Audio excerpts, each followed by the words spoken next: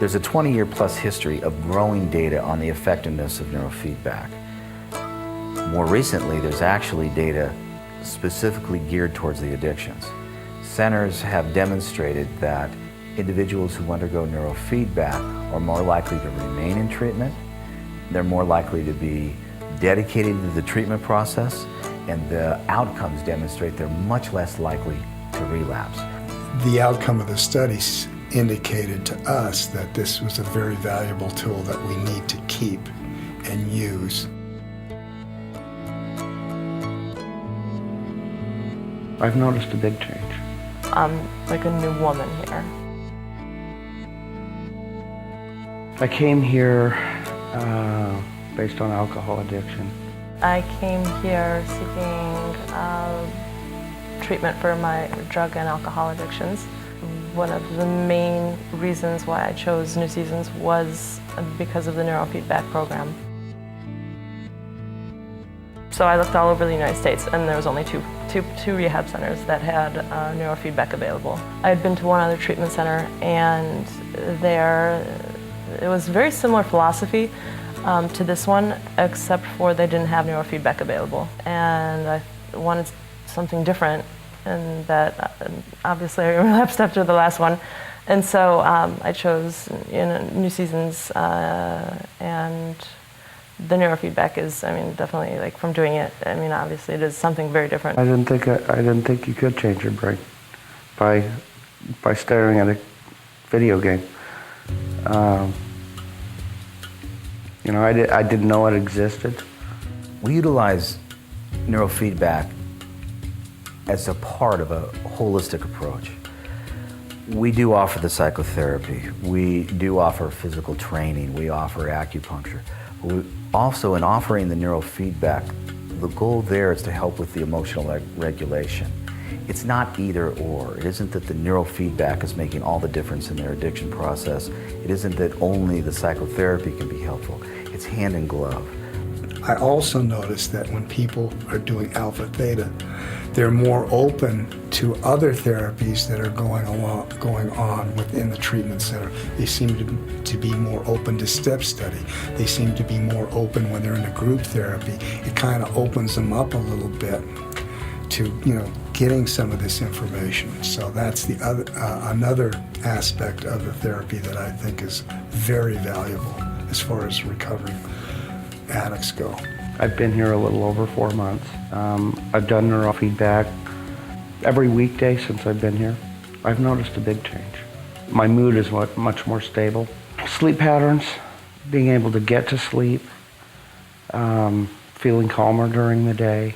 I'm a clinical neuropsychologist, licensed as a psychologist, so I'm the licensed person on site that has gone through the training for neurofeedback and have an understanding how to supervise that. We also have 2 separate technicians that have thoroughly gone through the whole training and are clinicians in and of themselves. They interact with the client in a clinical kind of way. For example, there's questions that we have them answer at the very beginning of every session about how they're doing. Many times information will come up and they'll start talking with that person, and they may express things that they aren't necessarily expressing in the psychotherapy sessions.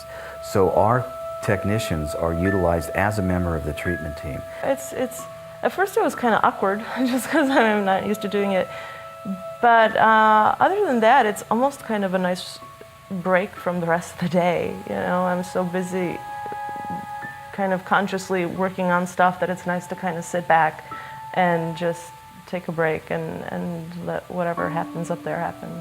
By gaining the feedback in a game-like situation, the people actually are able to look forward to it. They certainly enjoy that. Yeah, I'm noticing a change in my psychotherapy as well as, you know, outside of the sessions. By utilizing the neurofeedback system, we're able to get the client to benefit that much more from the other aspects of the program.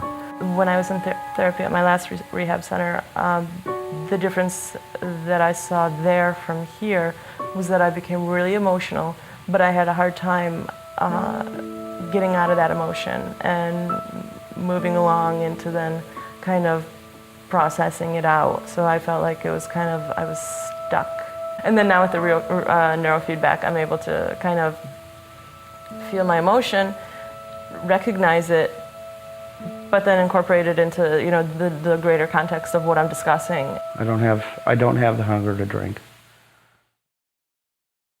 One of the reasons why I'm interested in neurofeedback is because I'm a neuropsychologist in addition to being a psychologist. I want to understand what's going on a brain level that leads this person to act in a certain way. The more we understand about brain functioning, the better therapists we're going to be. So I'm interested in anything that has to do with changing the brain, because that's how we change people. And one of the strongest ways to change the brain is with neurofeedback. It is direct, it's strong, but it's non-invasive. It has no significant secondary effects. I'm not saying do away with medications. There's reasons for clients to be on medications. There's reasons for clients to be involved in psychotherapy. There's reasons to have clients exercise. There's reasons for clients to exercise their brain. My understanding right now is that 75 to 95% of the people entering treatment suffer from some degree of brain dysfunction, directly connected to using drugs and the lifestyle that goes with it, because a lot of drug addicts, if they're using, they're not eating right, they're not sleeping right, and all of that has an effect on the central nervous system. And the friends that I've made here, the people in the AA program that I go to have noticed a big difference in me. I don't take things as seriously as I used to. And I don't bite my fingernails anymore, which is pretty big. My peers at the program have noticed that I'm just I'm coming along nicely, and they've actually mentioned that they're impressed with my progress and admire it, and some even say inspired by it.